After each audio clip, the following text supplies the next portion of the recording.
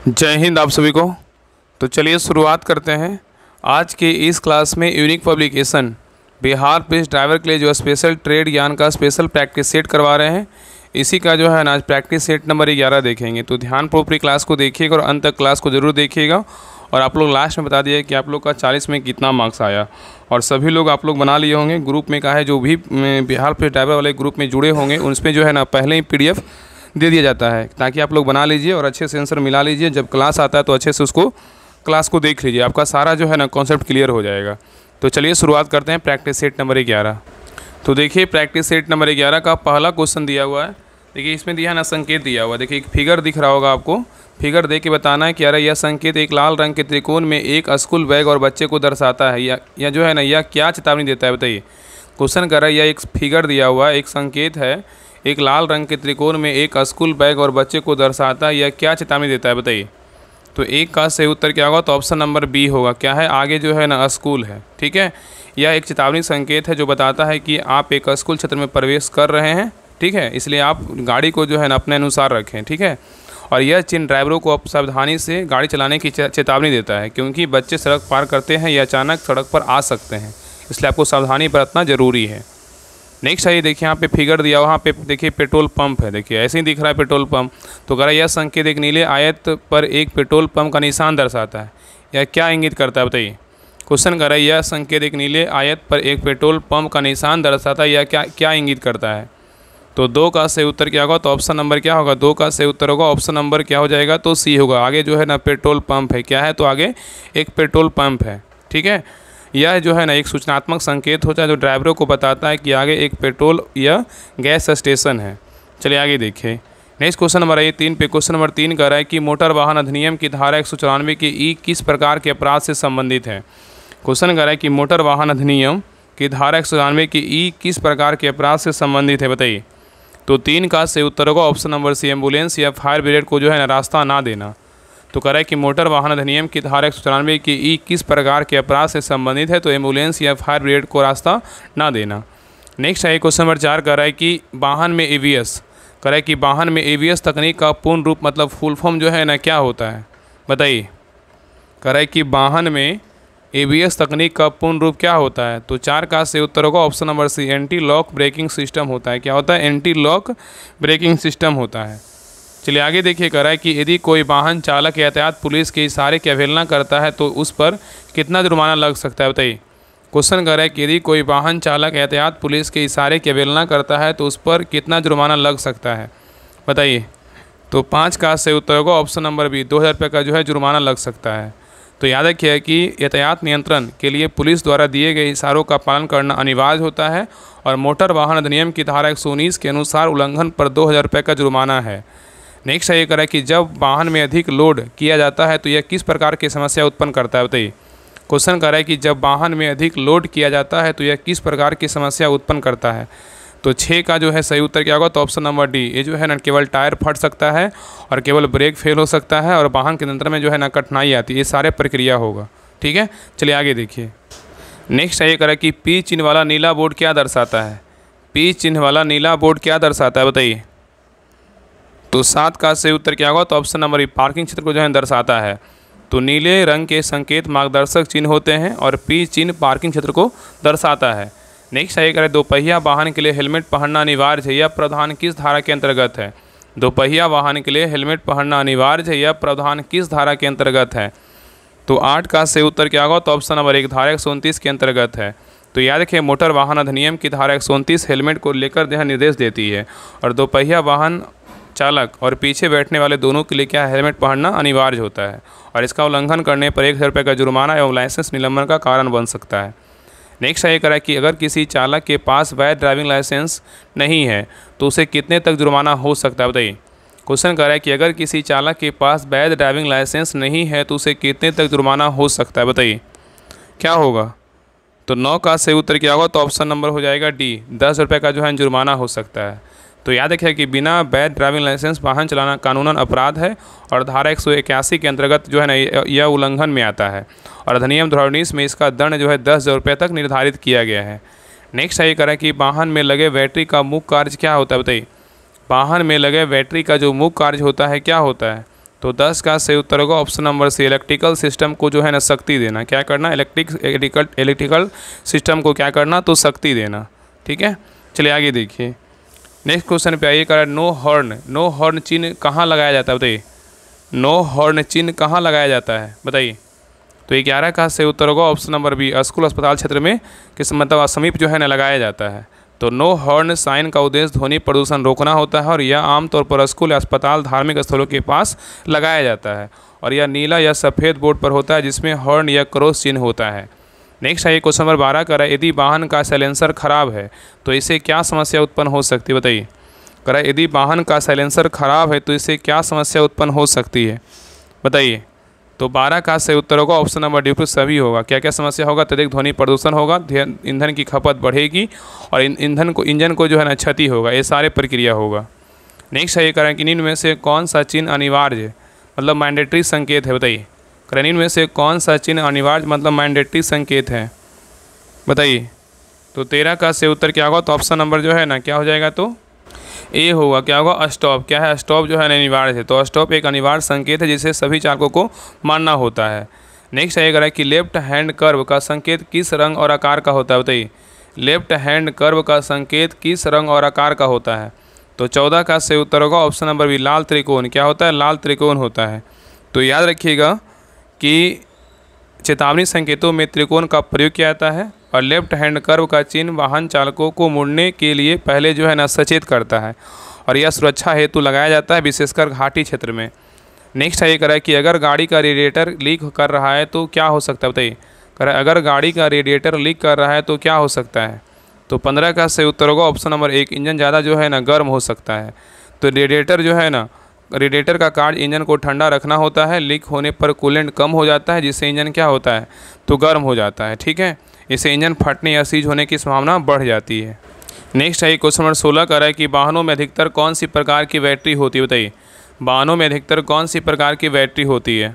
तो 16 का सही उत्तर होगा option number C, lead acid battery होता है। क्या होता है, लीड एसिड बैटरी होता है। नेक्स्ट है ये कि एक वाहन के टायर पर बने ट्रेड का क्या कार्य होता है, बताइए। एक वाहन के टायर पर बने ट्रेड का क्या कार्य होता है। तो 17 का सही उत्तर होगा ऑप्शन नंबर क्या हो जाएगा, तो सी, सड़कों पर पकड़ बनाए रखना। क्या करना, सड़कों पर पकड़ जो है ना बनाए रखना। तो टायर के ऊपर बने डिजाइन को जो है ना ट्रेड कहते हैं। यह पानी को बाहर निकालकर सड़क पर पकड़ को बेहतर करता है और ट्रेड गहराई अधिक हो तो फिसलन जो है ना कम होती है। नेक्स्ट ये करें कि स्पीड गवर्नर का प्रयोग किस लिए किया जाता है, बताइए। स्पीड गवर्नर का प्रयोग जो है ना किस लिए किया जाता है। तो 18 का सही उत्तर होगा ऑप्शन नंबर बी, वाहन की गति को सीमित करने के लिए किया जाता है। तो याद रखें, स्पीड गवर्नर एक यंत्र है जो वाहन की अधिकतम गति को नियंत्रित करता है और यह विशेष रूप से स्कूल, बस, वाणिज्यिक वाहन में अनिवार्य होता है। नेक्स्ट है करें कि गाड़ी का हेड गैस्केट का फटना किस समस्या का संकेत देता है। गाड़ी का हेड गैस्केट फटना किस समस्या का संकेत देता है। तो 19 का सही उत्तर होगा ऑप्शन नंबर सी, इंजन में जो है अधिक गर्मी। क्या है, इंजन में अधिक गर्मी। ठीक है, तो हेड गैस्केट इंजन के सिलेंडर और ब्लॉक के बीच होता है और इंजन अधिक गर्म होने पर यह जल सकता है और इससे कूलेंट और इंजन ऑयल जो है ना मिक्स हो सकते हैं और यह गंभीर इंजन क्षति का कारण बन सकता है। नेक्स्ट ये करें कि ओवरटेकिंग प्रोहिबिटेड संकेत का क्या रंग और आकार होता है। ओवरटेकिंग प्रोहिबिटेड संकेत का क्या रंग और आकार होता है। तो 20 का सही उत्तर होगा ऑप्शन नंबर 1, लाल रंग का जो है ना गोल चिन्ह होता है। तो ओवरटेकिंग प्रोहिबिटेड संकेत अनिवार्य संकेत है और यह लाल रंग का गोल चिन्ह होता है जिसमें 2 गाड़ियों का चित्र होता है। नेक्स्ट ये करें कि गाड़ियों में प्रयुक्त ऑयल पंप का मुख्य कार्य क्या होता है, बताइए। गाड़ियों में प्रयुक्त ऑयल पंप का मुख्य कार्य क्या होता है। तो 21 का सही उत्तर होगा ऑप्शन नंबर सी, इंजन के भावों को लुब्रिकेट करना। क्या करना, इंजन के भावों को लुब्रिकेट करना। तो ऑयल पंप इंजन के अंदर तेल को संचालित करता है और यह घर्षण को कम करता है जिससे इंजन को पुर्जे सुचारू रूप से जो है ना चलते हैं। चलिए आगे देखिए। नेक्स्ट क्वेश्चन पे आए, क्वेश्चन नंबर 22 कर रेडिएटर का मुख्य कार्य क्या होता है, बताइए। रेडिएटर का मुख्य कार्य क्या होता है, बताइए। तो 22 का सही उत्तर क्या होगा, तो ऑप्शन नंबर बी, इंजन के तापमान को क्या करना, नियंत्रित करना। तो याद रखिए, रेडिएटर इंजन की गर्मी को कम करता है और यह कूलेंट को ठंडा करके इंजन में पुनः भेजता है। इससे इंजन का तापमान स्थिर रहता है, इसलिए ओवरहीटिंग की समस्या नहीं होती है। चलिए आगे देखिए। नेक्स्ट ये करें, इंजन में प्रयुक्त स्पार्क प्लग किस प्रकार का पुर्जा है, बताइए। इंजन में प्रयुक्त स्पार्क प्लग किस प्रकार का पुर्जा है। तो 23 का सही उत्तर होगा option number B, ignition system का है। किसका, इग्निशन सिस्टम का है। तो स्पार्क प्लग इग्निशन सिस्टम का हिस्सा है और यह फ्यूल एयर मिश्रण में चिंगारी पैदा करता है। नेक्स्ट है ये करा कि डीजल इंजन में प्रयुक्त फ्यूल इंजेक्टर का कार्य क्या है, बताइए। डीजल इंजन में प्रयुक्त फ्यूल इंजेक्टर का कार्य क्या है। तो 24 का से उत्तर होगा ऑप्शन नंबर सी, फ्यूल को सही मात्रा में जो है ना स्प्रे करना। तो फ्यूल इंजेक्टर डीजल को सिलेंडर में छिड़कता है और यह उचित दबाव और मात्रा में होता है और इससे दहन अच्छी तरह होती है और ख़राब इंजेक्टर से फ्यूल की बर्बादी और पावर लॉस हो सकता है। नेक्स्ट है ये करा कि किस पुर्जे की खराबी से गाड़ी में अत्यधिक धुआं निकलता है, बताइए। करा किस पुर्जे की खराबी से गाड़ी में अत्यधिक धुआं निकलता है। तो 25 का से उत्तर होगा option number D, cylinder gasket. क्या होगा, सिलेंडर गैस्केट। तो सिलेंडर गैस्केट इंजन में कंप्रेशन सील करता है और ख़राब गैस्केट से कूलेंट और ऑयल मिक्स हो सकते हैं। इससे सिलेंडरों में जलकर जो है ना सफ़ेद धुआं बनता है और यह ओवर हीटिंग और इंजन डैमेज का कारण बन सकता है। नेक्स्ट सही करें कि बैटरी वाटर का स्तर कम होने से क्या प्रभाव पड़ता है। बैटरी वाटर का स्तर कम होने से क्या प्रभाव पड़ता है। तो 26 का से उत्तर होगा ऑप्शन नंबर सी, बैटरी जल्दी जो है डिस्चार्ज होती है। क्या होती है, बैटरी जल्दी डिस्चार्ज होती है। तो याद रखिएगा ना कि यहाँ पे कह रहा है कि बैटरी वाटर का बात कर रहा है। तो बैटरी वाटर क्या इलेक्ट्रोलाइट को जो है ना इलेक्ट्रोलाइट को बनाए रखता है और इसकी कमी से जो है ना बैटरी क्षमता घटती है और चार्जिंग रेट घटता है और जल्दी जो है डिस्चार्ज हो जाती है। ठीक है। नेक्स्ट है ये कह रहा है कि गियर बॉक्स का कार्य क्या है, बताइए। गियर बॉक्स का जो कार्य है क्या है। तो 27 का से उत्तर होगा ऑप्शन नंबर सी, टॉर्क और स्पीड को जो है ना बदलना। तो गियर बॉक्स इंजन की शक्ति को पहिए तक पहुंचाता है और यह स्पीड और टॉर्क की आवश्यकता अनुसार बदलता है। नेक्स्ट है ये करें कि निम्न में से कौन सा एक समान यांत्रिक दोष है, बताइए। निम्न में से कौन सा एक समान यांत्रिक दोष है, बताइए। तो 28 का से उत्तर होगा option number D, oil leak होना। क्या करना, ऑयल लीक होना। तो ऑयल लीक जो है ना आम क्या है, तो यांत्रिक समस्या है। यह गैस्केट सील या नट ढीले होने से होता है और इससे जो है इंजन ऑयल को लेवल कम हो जाता है। नेक्स्ट है ये करा एयर फिल्टर के जाम होने पर क्या प्रभाव पड़ता है। एयर फिल्टर के जाम होने पर क्या प्रभाव पड़ता है, बताइए। तो 29 का से उत्तर क्या होगा ऑप्शन नंबर सी, इंजन की परफॉर्मेंस क्या होती है, घटती है। तो एयर फिल्टर हवा को साफ करके इंजन में पहुंचाता है और जाम होने पर जो है हवा की आपूर्ति कम हो जाती है। इससे फ्यूल जो है ना ठीक से नहीं जलता और गाड़ी की परफॉर्मेंस माइलेज और जो है ना घटती है। नेक्स्ट है ये करा इंजन ऑयल को कब बदलना चाहिए, बताइए। इंजन ऑयल को कब बदलना चाहिए, बताइए। करा इंजन ऑयल को कब बदलना चाहिए। तो 30 का से उत्तर होगा ऑप्शन नंबर सी, निर्माता द्वारा बताई गई दूरी के अनुसार बदलना चाहिए। तो याद रखिए कि हर गाड़ी के लिए सर्विस मैनुअल में ऑयल बदलने की अवधि होती है और आमतौर पर जो है ना 5000 से लेकर 10,000 किलोमीटर के बाद मतलब आप बदल सकते हैं। ठीक है। और नियमित रूप से ऑयल बदलने से इंजन की उम्र जो है बढ़ती है और देरी से बदलने पर इंजन में घर्षण और डैमेज होता है। इसलिए क्या होता है, इंजन की जो है ना उम्र क्या होगी, घटेगी अगर सही समय पर नहीं बदलिएगा तो। नेक्स्ट सही करा इंजन ऑयल के अत्यधिक गर्म होने से क्या समस्या उत्पन्न हो सकती है, बताइए। इंजन ऑयल के अत्यधिक गर्म होने से क्या समस्या हो सकती है। ऑप्शन को देखिए और आंसर बताइए क्या समस्या होगा। तो 31 का सही उत्तर होगा ऑप्शन नंबर 1, पिस्टन लॉक हो सकता है। क्या हो सकता है, पिस्टन लॉक हो सकता है। तो याद रखिए इंजन ऑयल का मुख्य कार्य पिस्टन और सिलेंडर के बीच घर्षण को कम करना होता है और अत्यधिक गर्मी से ऑयल पतला होकर चिकनाई देना बंद कर देता है और इसके कारण पिस्टन और सिलेंडर में सीधा क्या होता है, घर्षण होता है और इससे इंजन सीज या पिस्टन लॉक की स्थिति जो है ना बन सकती है। नेक्स्ट है ये करें कि वाहन में अधिक धुआं आने का कारण क्या हो सकता है, बताइए। वाहन में अधिक धुआं आने का कारण क्या हो सकता है। तो 32 का सही उत्तर होगा ऑप्शन नंबर बी, गंदा एयर फिल्टर। क्या होगा, गंदा एयर फिल्टर। तो एयर फिल्टर जो है इंजन में साफ हवा पहुंचाने का कार्य करता है। यदि एयर फिल्टर गंदा हो जाए तो हवा की आपूर्ति कम हो जाती है। इससे इंजन में फ्यूल की पूरी तरह जो है नहीं जलता है और धुआं अधिक आता है और नियमित अंतराल पर एयर फिल्टर की सफाई बदलना जरूरी होता है। नेक्स्ट है करें कि क्लच ओवर स्लीपिंग की स्थिति कब उत्पन्न होती है। क्लच ओवर स्पिलिंग की स्थिति जो है ना, ओवर स्लीपिंग कह रहा है कि क्लच ओवर स्लीपिंग की स्थिति कब उत्पन्न होती है। तो 33 का सही उत्तर होगा option number B, clutch plate जो है ना घिस चुकी हो। क्या हो, क्लच प्लेट घिस चुकी हो। तो क्लच प्लेट का कार्य इंजन और ट्रांसमिशन को जोड़ना होता है। ठीक है, क्लच प्लेट का कार्य इंजन और ट्रांसमिशन को जोड़ना होता है और जब यह घिस जाती है तो पूरी पकड़ नहीं बना पाती है। ठीक है, इससे इंजन की शक्ति पहियों तक नहीं पहुँचती, इसलिए ओवर स्लीपिंग कहते हैं। ठीक है, इसे क्या बोलते हैं, ओवर स्लीपिंग कहते हैं। और समय पर क्लच प्लेट बदलना समस्या का क्या है, समाधान है। नेक्स्ट है करा कि बैटरी की वोल्टेज बार बार कम होने का एक मुख्य कारण क्या हो सकता है, बताइए। बैटरी की वोल्टेज बार बार कम होने का एक मुख्य कारण क्या हो सकता है। तो 34 का सही उत्तर होगा ऑप्शन नंबर सी, अल्टरनेटर की जो है ना खराबी। तो अल्टरनेटर बैटरी को चार्ज करता है। यदि अल्टरनेटर खराब हो जाए तो बैटरी चार्ज नहीं होती है, इससे वाहन स्टार्ट होने में जो है ना दिक्कत होती है। नेक्स्ट है करा कि अधिक ग्रीसिंग किस समस्या का कारण बन सकती है, बताइए। अधिक ग्रीसिंग किस समस्या का कारण बन सकती है, बताइए। तो 35 का सही उत्तर होगा ऑप्शन नंबर बी, ब्रेक का जाम होना। क्या होना? ब्रेक का जाम होना। तो याद रखिए ग्रीसिंग जो है ना, ग्रीसिंग से पुर्जों की चिकनाई मिलती है, परंतु अधिक ग्रीस से जो है ना धूल जमा हो सकती है और इससे ब्रेकिंग लाइनिंग में जो है ना ग्रीस घुस सकता है या ब्रेक शू को चिपका सकता है और ब्रेक जाम हो सकता है।